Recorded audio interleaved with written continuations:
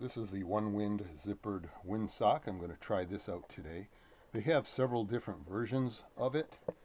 The reason I chose this one is because of the dimensions. This is 126 inches long, which is 10.5 feet, by 50 inches wide, which is a little over 4 feet.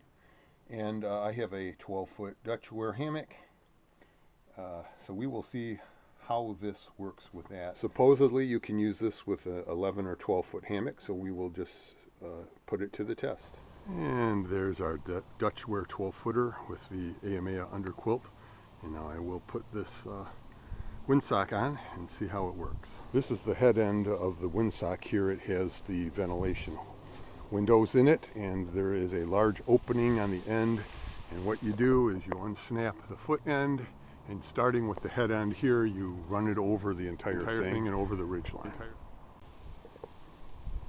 And there we go. Now, why this will fit over a 12-foot hammock when it's only 10.5 feet long is because of that ridgeline, that structural ridgeline, which is about 83% of the total length of the hammock, which means that this creates sag, which effectively shortens it.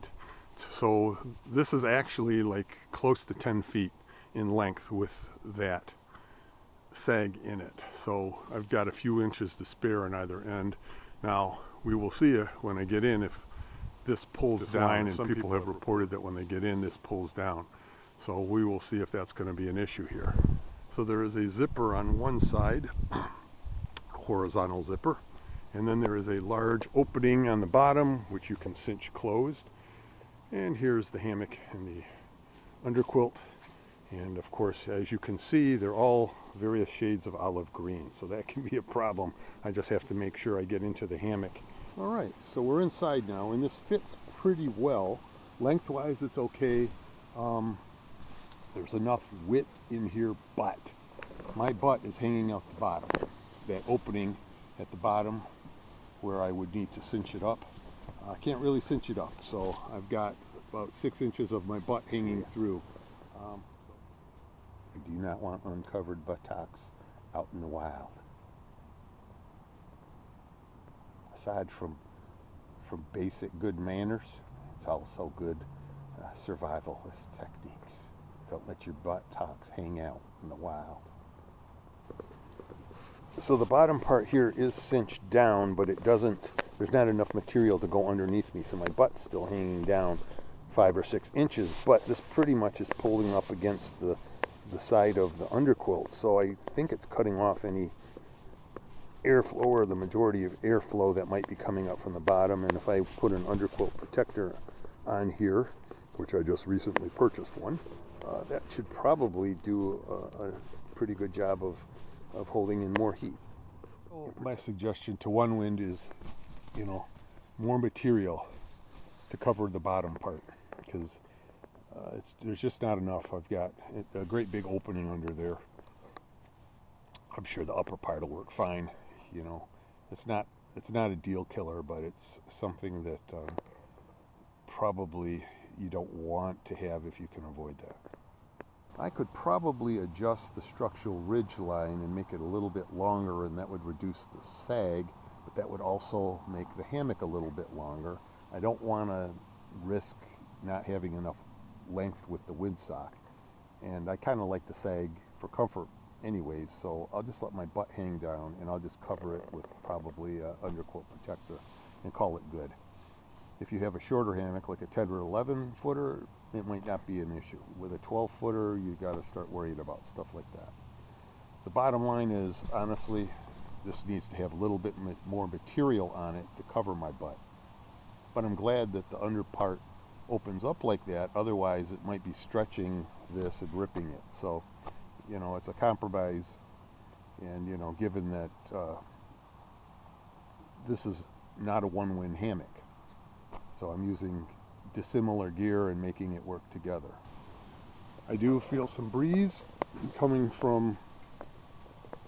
through these ventilation windows at the top there, but I can see upwards, and this is really not meant for heavy rain protection or anything, just for probably dew, or maybe sprinkles, condensation, that sort of thing, and of course to help hold in some heat. and keep the wind off of you. So the windsock is conforming pretty much to the contours of the hammock. If this was a smaller hammock, there might be some more available material.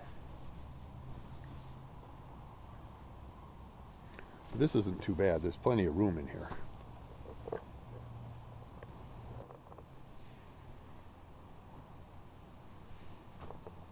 Plenty of room in here. I don't know if you can see this. This is a synthetic ripstop material, very small little ripstop squares there.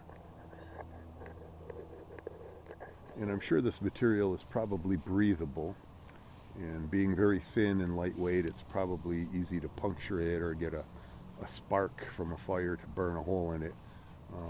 But that clear tape stuff should probably fix it unless you have a bad rip. I don't know enough about sewing to know what is considered high quality, fit and finish on hammocking gear. So this is what the inside seams of the windows look like, though. For those of you who do know, you can make a judgment call. All right, so my initial judgments on this. I think it would be a pretty good 3.5 season windsock. 3.5 seasons being spring, winter, fall, and cool summer nights. This is, on a hot, steamy summer night, you don't need any cover. So this just would be too hot for that. I think it needs more material, especially on the bottom. You can see my hammock hanging out there. And because of that, there are stresses that are going to be on this material when it's getting pulled that could cause it to be damaged. So that could limit its lifespan or make it susceptible to being torn or punctured more easily. But if you're careful with it, I think this could do the job. More experience is necessary, of course, to come to a final determination.